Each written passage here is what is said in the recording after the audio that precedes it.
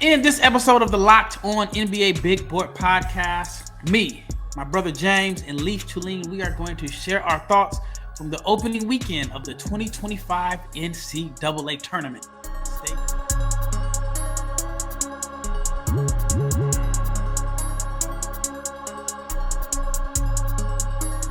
Big shout out to each and every person that has made the Locked On NBA Big Board Podcast your first listen of the day. I'm your host, Rafael Barlowe, along with my co-hosts, James Barlowe and Leif Thulin.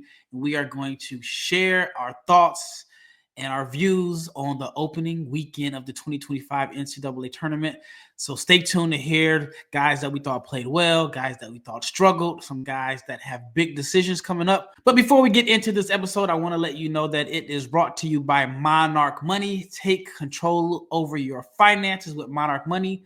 Use the code LOCKEDONNBA at monarchmoney.com for 50% off your first year. And if you're not subscribed to the YouTube channel, please subscribe, like, share, comment, click the bell so you can be notified every time we drop an episode. And also, if you are an NBA fan, check out the Locked On newsletter.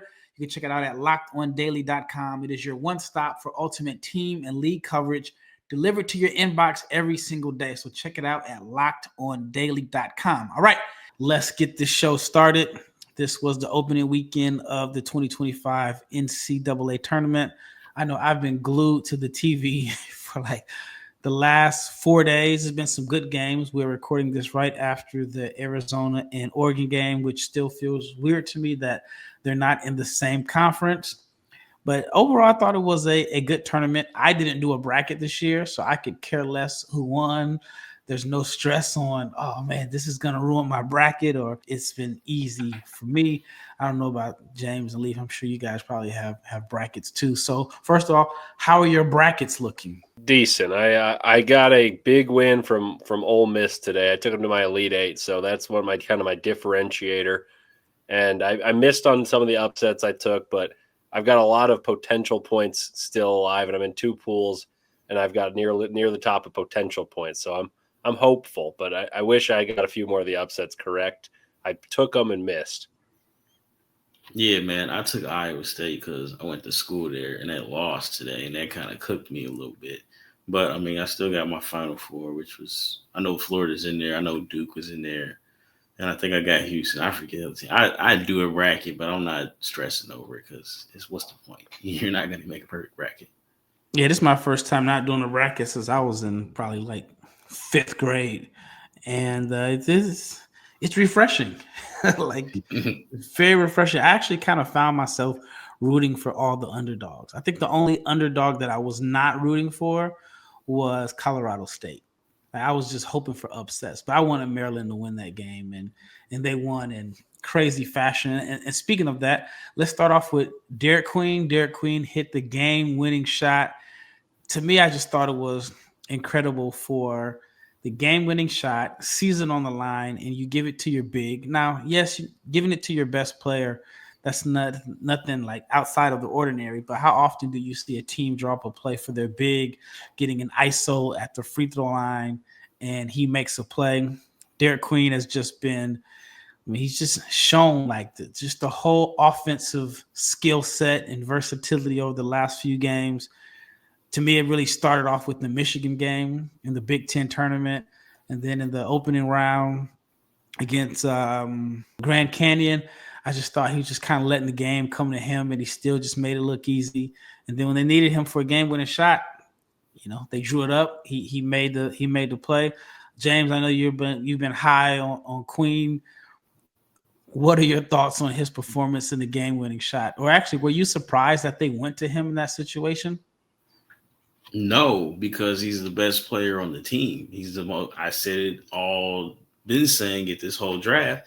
He's the most skilled player, I think, in the draft. I mean, again, the defensive concerns, that's what people want to hold against him, and the body type and the mouthpiece, and none of those things really matter to me. But pound for pound, shooting, which is, you know, he made some threes tonight, but his ability to put the ball on the ground at 6'10" on guards, bigs, is amazing. And he gets to the basket. He's got great footwork, as you can see on that game-winning play.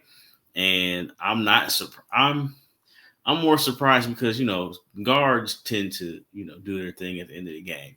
But I'm not surprised that he delivered because I think he's a big time player. And I've had him in my top 10 all season. I just feel like the talent is just way too obvious on the offensive end. And again, he had a big block down the stretch. Like, he's just extremely talented, high IQ player. So he makes me look smart, man. Yeah, Queen finished with 17 points. He was 7 of 12 from the floor. He was 2 of 3 from deep. And like I said, hit the game-winning shot. What are your thoughts on Queen overall, Leif? I know we've talked about him, but I don't know if I remember, what are your thoughts on him as a prospect as far as, his draft range for you? Yeah, I've had him top 10 much of the year. I didn't watch him as early in the season. I watched his opening game, which obviously was monstrous. Yeah. And 28-20, I want to say. Or no, 22-20.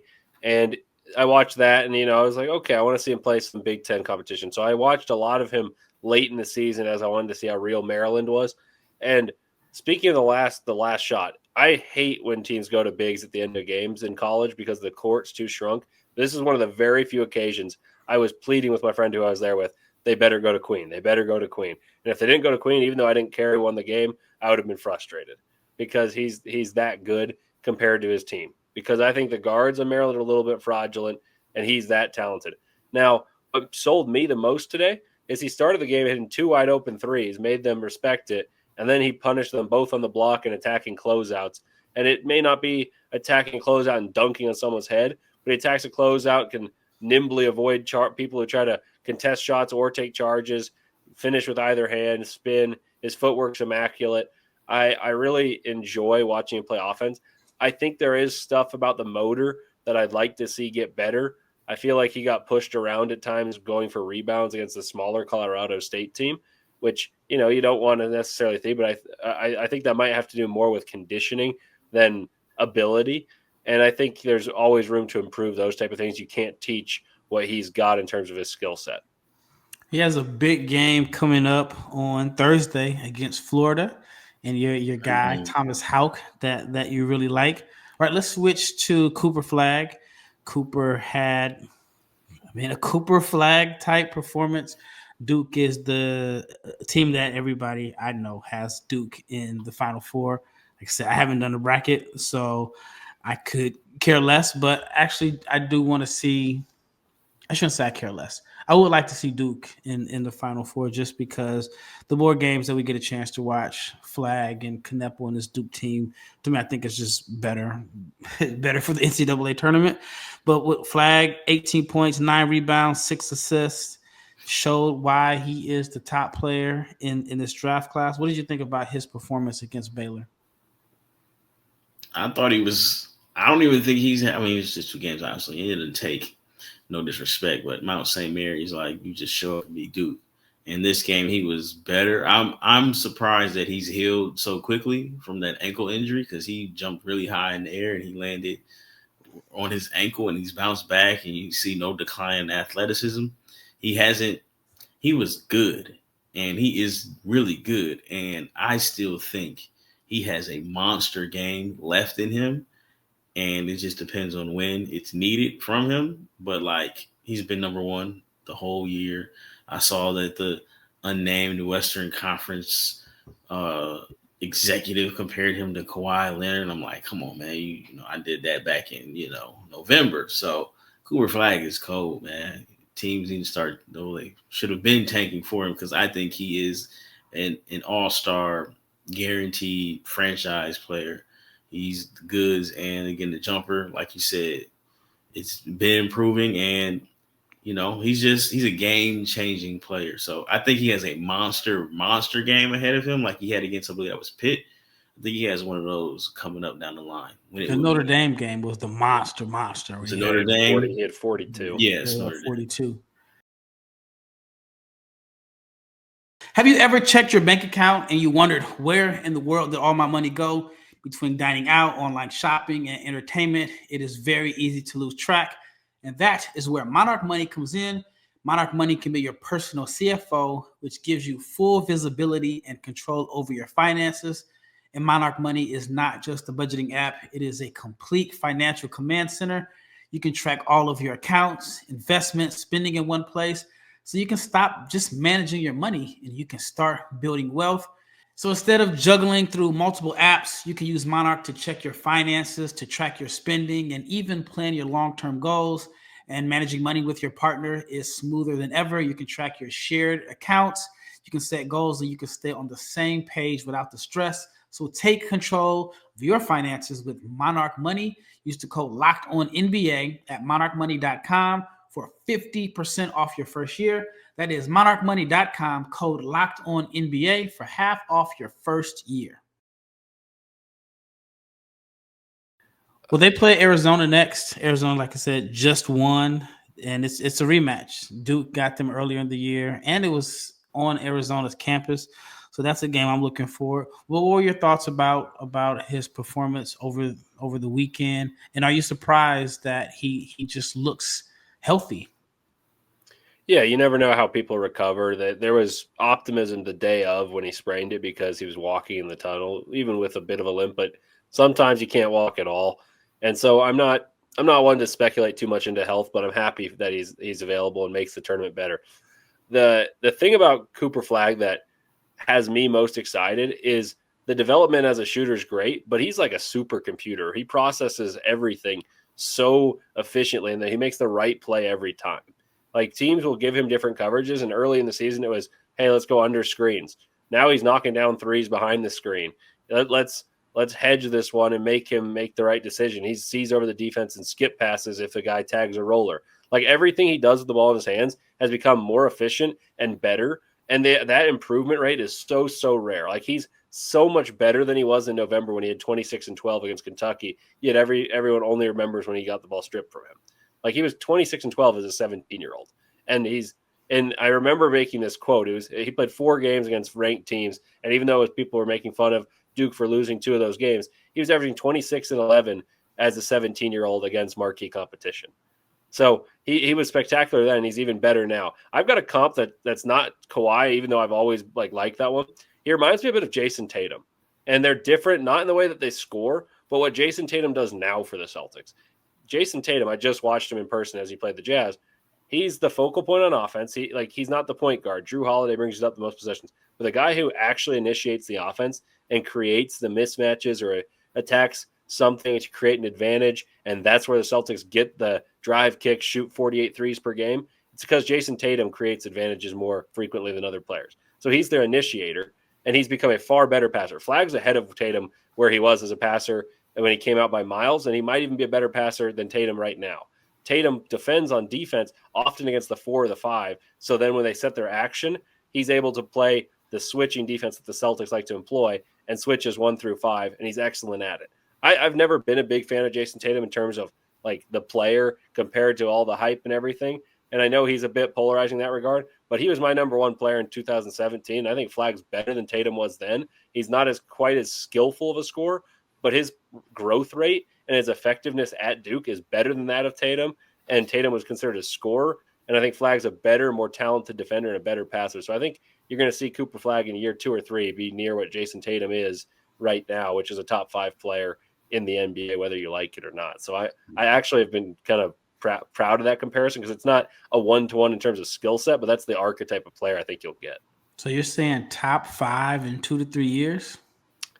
I mean, it's close. I think you can get top first or second team All NBA in 2 or 3 years in the NBA. It makes sense because, the NBA.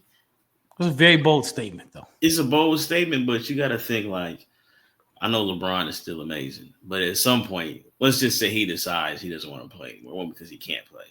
Steph is still amazing. You know what I'm saying? So, you got to – and then KD, those guys will eventually stop playing. I don't know when. They're still effective. So, top 5 is going to be a super stretch, but top 10, I think, could be realistic. Yeah, my point's more that Jason Tatum is in the top 5 right now. And that's the player I think he can be within 2 to 3 years. I'm not saying he necessarily surpasses the people in front of him. I think it's likely that Wembanyama, Shea, probably still Jokic, maybe even Tatum, those type of players are probably still ahead of him. But I think he can be on the same playing field of what Tatum is right now can be what Cooper Flagg is in year 3.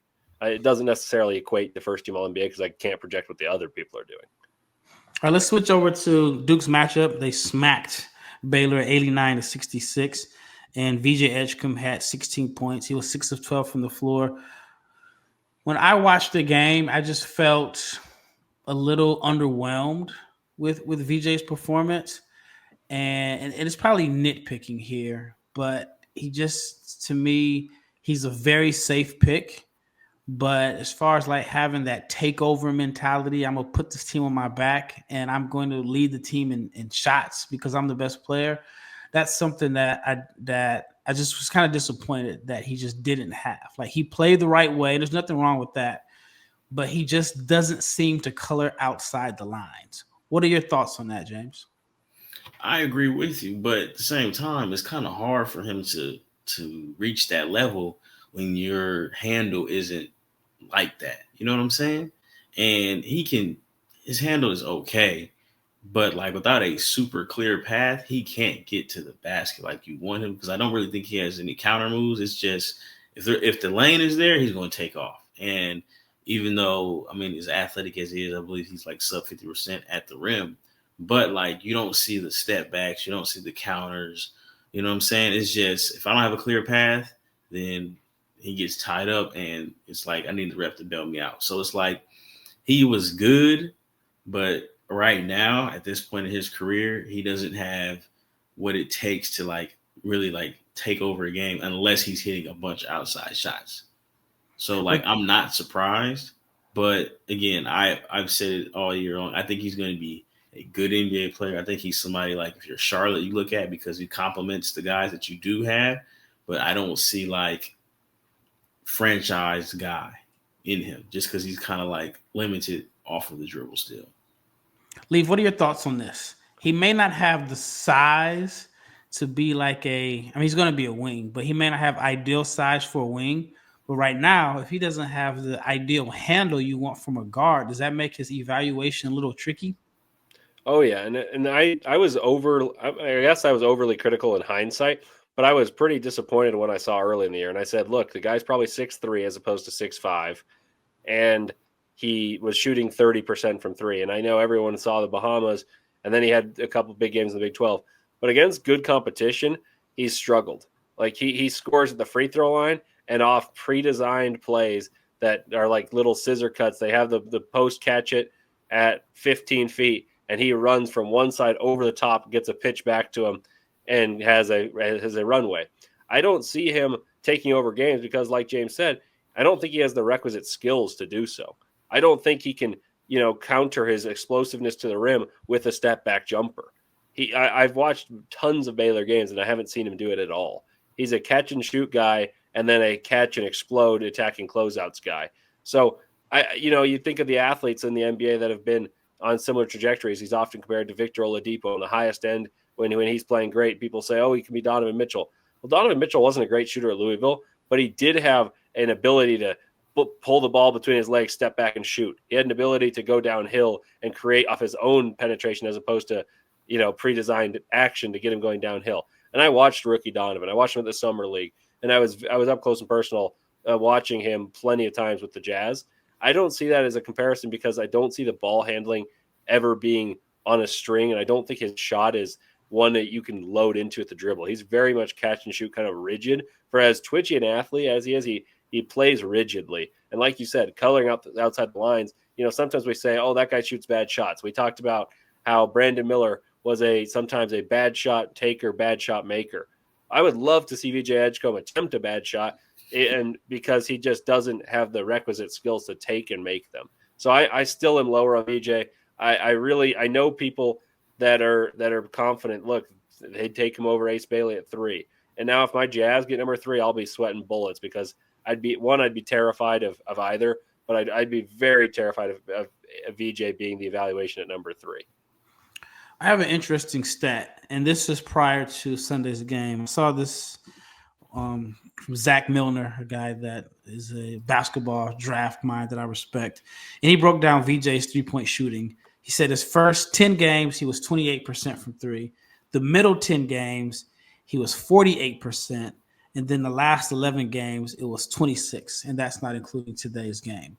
So he had a stretch that really kind of carried him into being a 30 4% shooter. Any concerns about that? Yeah, I don't see him as a true shooter. He's a good free throw shooter, but like I said, I think he's kind of a rigid catch and shoot guy, and that type of player is not the top 4 guy that you want to be your shot creator and your dude with the ball. And back to Donovan Mitchell, like I was at I think 2 of the Jazz playoff games his rookie year when they played Oklahoma City, and even if they are similar, which I don't think they're all that similar, but Donovan Mitchell had the mindset to take over games. Yep. He was hunting and seeking mismatches. Like I clearly remember him going after Melo every play. And if it wasn't Melo, then it was Enes Kanter or whoever. And that's one of the things that I don't see from VJ. And I felt like there was a play that he made. It was in the second half of the game. The game was kind of decided where he was going left and he just exploded. I mean, you just saw like the quickness, and I don't know if he got fouled. And even the commentator was like, "We want to see more of this. We want to see more of this." And even if it's just straight line drives, I just feel like he's not a guy that is going to say, "All right, today we're winning and losing with me, and I'm going to get into the paint 10 times. I'm going to make all the right plays." Again, not everybody's going to be a star. Not everybody's going to have that mentality, but it's one of the things I look for if you're a consensus top 5 pick and what is expected to be a strong draft. Go ahead. He doesn't scare me. You know what I'm saying? Like if I'm game playing against him, like he just doesn't scare me. You know what I'm saying? He's gonna play the right way. Yeah, you know what I mean? Right. Like he's gonna take good shots. He's not gonna force things. And yeah, I mean, he may get hot, but I agree. He's not gonna scare you.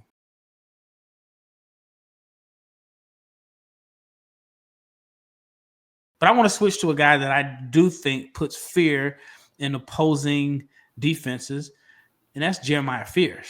I mean, the way that he's played the last 10 games and how he's, just kind of left his fingerprints all over every game due to his speed. And again, I don't know why he's still divisive on draft Twitter. Like I've seen people just, pull out all type of data and analytics trying to say why they don't think he's that good. But I mean, James, you were the leader of the Jeremiah Fears bandwagon. You put him in your top 7 back in November, I believe. Early December. What are your thoughts on his play? And not only we talked about the conference tournament, but the game that they played against UConn. What were your thoughts on that performance? Well, the game against UConn, his game was better than the stats show. He finished with 20 points, 5 rebounds, 4 assists. It probably should have been 10 assists because guys outside of him couldn't make a single shot. 15 assists. 15, I'm not even, teammates miss threes. It's not me like I'm not dogging his teammates, but like there were probably 3 or 4 plays where the big caught the ball in the roll and just I don't know what he was doing down there. But I feel like Jeremiah Fears, again, the numbers say this. You wish he shot the ball better from 3. And even in that game against UConn, he missed a dunk. He missed like 3 layups he should make somebody of his talent. But you could tell that they had so much respect for him and UConn. And they feared him so like they had to trap him. He was running through the trap. He made all the right plays. And even with and this is what I like about him. Even with a bad shooting night, he was still the best player on the floor, right? And it was like a bad shooting night is not going to stop him from affecting the game. And we talk about, like you just mentioned, like VJ against top tier competition. Well, I got the numbers in front of you. Arizona, who just won tonight, that's the Sweet 16 team. We saw Jeremiah Fears light them up. He had 26, 5, and 5 against them. Michigan, they won as well today. We saw what he did against Danny Wolf, 30-game winner. Kentucky, another Sweet 16 team. We'll talk about Yakachonis today. They shut Yakachonis' water off. Fears, they have no answer for Fears in the last 2 meetings. He got what he wanted, 2 very good statistical games. So it's like you add all that up and you take into account that the dude is supposed to be go in the homeroom tomorrow, right? He's an 18-year-old kid, and he's going to play. He's going to be on opening night, I believe, 18 years old. I have him in my top 5. I think he at worst is going 5th. Should go 5th if you just total in the paint touches, the playmaking, the ability to get to the basket, the athleticism, the speed. Like, he checks all the boxes, and you factor in that he's extremely young for his age. I'd take him. I can make the argument that he could go as high as 3. My dad called me and was like, "How old is that kid?" Like, he looks like he's 14. Yeah, he looks like he's 14, but he initiates contact like a 5-year veteran. Like, he seeks out contact, and that's with the baggy T-shirt on and no speck of facial hair. So, like, I think he's way ahead of the curve, and I think a team is going to look at him and say, you know what? I can't teach what he does well. How much do you think he's improved his draft stock? Not just like from your perspective, but just from like the general consensus of NBA teams with his play. Because to me, when I see a freshman point guard that has the mindset to want to take over games, carry teams, is not afraid of the moment, to me, that's something that you can't teach. There's no data that's going to show that the heart, the passion, the competitive fire. And I think he's really, really helped himself and has separated himself from the other point guards in this draft outside of Dylan Harper. But how much do you think his last few games from the SEC tournament, even like the way that they closed the season making the NCAA tournament, how do you think that's impacted his draft range? I mean, he's done nothing but help himself for the past month, I think, because people talked about, I think you and I were both tagged in a post that said, oh, it's time for him to consider going back to school. And I've had him top 6 since he hit the game winner against Michigan. I'd watched him before that, and I was like, oh, man, he's talented, maybe lottery pick, but I need to see more. In that game, you saw at every moment that he, against a talented team with 2 bigs that are 7 feet plus, goes right into the rim fearlessly. And then at the end of the game, knocks down the big 3. And it just, people don't hit those shots unless they're wide open. He hit that thing going for the ball, going to his left, over people. Like, it was reminiscent of Brandon Roy's game winner, the one going to the left years and years ago. Like, those type of guys, that the mentality to say, I want to take the shot like Derik Queen did today, but at that age, against that level of competition with a pretty, like, quite honestly, inferior team, I was very, very impressed. And so the last 2 months have done nothing but solidify it, because people say, oh, yeah, he's been inefficient. I expect inefficiency in a league that has 7 of 16 of the Sweet 16 in the SEC. He played all those guys. And then there's 14 of those 16 teams made the NCAA tournament. Like, he was playing elite competition. And when he played and they needed to win and they needed big-time performances, he delivered each and every time. So Fears, to me, has never really been someone who's fallen off at all. I know the efficiency wasn't great, but you could poke holes in a lot of people's efficiency. Like, where was this energy when VJ Edgecombe was shooting 30% from the field the first 12 games of the season prior to Big 12 play? I know he turned it around, and I was probably overcritical, but I mean, it's crazy that just because a guy has inefficient in conference play for a little bit, that then it knocks out what else he can do the rest of the way. So I'm pretty confident he's got to be a lottery pick by everyone's perspective, and I know we're all very high on him. Well, that wraps up this episode. We got to do it again. I'm going to have to split this up into 2 episodes, so stay tuned to part 2.